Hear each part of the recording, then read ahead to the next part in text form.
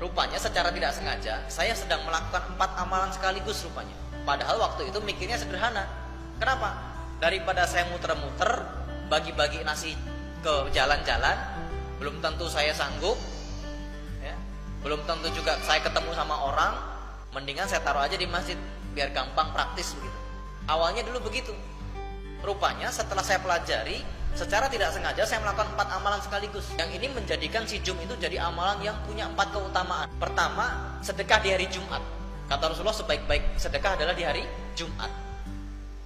Yang kedua, kita sedekah ke tamunya Allah. Siapa? Orang yang habis sholat Jumat. Nah, ini jadi jawaban buat yang selama ini bertanya, kenapa si Jum di masjid? Sementara di masjid itu tidak semuanya orang miskin. Ada orang kaya, ada orang mampu. Kenapa disedekain nasi? Nah, ini jawabannya. Bapak Ibu, kita tidak sedang zakat. Kalau zakat itu wajib ke yatim, fakir, miskin, gharib, ibnu sabil, amil, dan seterusnya. Zakat ada aturannya. Tapi kalau sedekah boleh kepada siapa saja, bahkan termasuk pada orang kaya sekalipun. Kalau nggak percaya, coba ketika Bapak Ibu umroh dan haji di Mekah, di Masjid Nabawi maupun di Masjidil Haram, banyak nggak orang yang bagi-bagi makanan? Banyak? Ya. Padahal yang berangkat umroh dan berangkat haji itu kira-kira orang berduit nggak? Minimal ada duitnya, Pak. Kenapa masih disedekain? Karena bukan maksud sedekah kepada orang miskinnya, tapi bermaksud bersedekah kepada tamunya Allah. Orang-orang yang bersedekah makanan di Masjidil Haram, di Masjid Nabawi itu bukan sedang bersedekah kepada orang miskin saja, tetapi mereka ingin memuliakan tamunya Allah. Sama, si Jum itu kenapa dibagi di masjid? Karena ingin memuliakan tamunya Allah, supaya tamunya Allah itu senang di masjid, nyaman di masjid. Karena kita ini sudah mulai bergeser, Pak, masjid ini. Masjid ini fungsinya mulai bergeser. Jadi sekedar tempat sholat. Padahal harusnya masjid itu jadi pusatnya peradaban, tempat orang ngobrol, diskusi tentang solusi, diskusi tentang masalah masyarakat, diskusi tentang sosial. Orang kalau miskin, kelaparan, datang kemana? Ke masjid cari makan. Orang nggak bisa bayar sekolah, datang kemana? Ke masjid. Orang butuh keadilan, datang kemana? Ke masjid. Orang butuh ilmu, datang kemana? Ke masjid. Harusnya begitu. Masjid jadi pusat peradaban. Nah, gimana jadi pusat peradaban? Kalau masjid tidak jadi tempat yang nyaman untuk nongkrong, untuk ngobrol. Nah, supaya nongkrong dan ngobrolnya enak, dikasih makanan, dikasih teh, kasih kopi, ya, biar ngobrol. Karena kata Rasulullah, tidak akan terjadi hari kiamat sebelum salam hanya berputar di kalangan orang-orang yang dikenal saja. Nah, selama ini itu yang terjadi, Pak.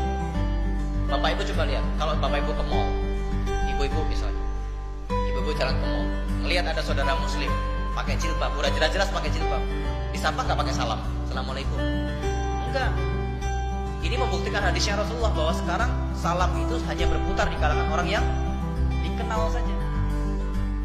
Harapannya dengan wasilah makan si Jum, ngobrol bareng, jadi silaturahim. Jadi kenapa si Jum itu diberikan di masjid? Pertama karena di hari Jumat, yang kedua bersedekah kepada tamunya Allah. Dan Bapak Ibu, bisa terjadi loh. Orang yang kaya, yang mampu, yang makan nasi Jumat yang Bapak Ibu bagikan, kemudian tergerak hatinya untuk melakukan amalan yang sama di tempatnya. Dan itu terjadi. Mungkin dia bingung, loh, saya orang mampu, kok saya dikasih nasi. Tapi lantaran kemudian dia makan, dia jadi kepikiran, iya juga ya, kenapa saya nggak tiru juga di kantor saya? Kenapa saya tidak tiru di kampung saya? Kenapa saya tidak tiru di kompleks saya? Akhirnya jadi menyebar amal kebaikan itu. Bersedekah kepada orang kaya boleh, dengan harapan dia merasakan nikmatnya Islam sebagai rahmatan lil alamin, dan kedua supaya dia termotivasi untuk bersedekah kemudian. Ya, jadi clear ya, jelas ya, bahwa ini adalah sedekah yang boleh kepada siapa saja, tidak harus kepada yatim, tidak harus kepada miskin. Yang ketiga, amalan yang menempel di sijum adalah dia bersedekah di masjid.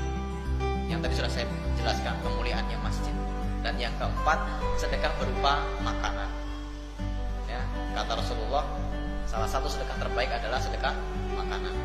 Barang siapa yang bersedekah makanan, menghilangkan laparnya orang, ya, maka Allah akan pisahkan dirinya dari api neraka sejauh 7 parit. Yang 2 parit itu setara dengan perjalanan 500 tahun. Tuh bayangin. Jadi orang-orang yang membagikan makanan itu dijauhkan dari neraka, Pak. Dijauhkan dari neraka. Makanya sedekah makanan itu terbaik. Bahkan zakat saja sebenarnya lebih utama zakat berupa bahan makanan, bukan duit. Karena memang harapannya sedekah terbaik itu makanan. Kenapa sih makanan itu sedekah terbaik? Karena ketika orang makan, misalnya nih, ada abang-abang Gojek, ada abang-abang pedagang asongan misalnya yang mampir ke sholat Jumat di sini, dia makan, kemudian nasinya jadi daging, jadi tenaga, dan tenaga itu dipakai buat cari nafkah buat keluarganya, maka bapak ibu akan dapat pahala jariahnya si bapak itu mencari nafkah. Belum lagi kalau kemudian jadi daging dan tubuh itu dipakai buat sholat, dipakai buat tahajud, dipakai buat duha, dipakai buat baca Quran, maka bapak ibu dapat amalan jariah selama daging itu bermanfaat dalam tubuhnya. Itu hebatnya bersedekah makanan.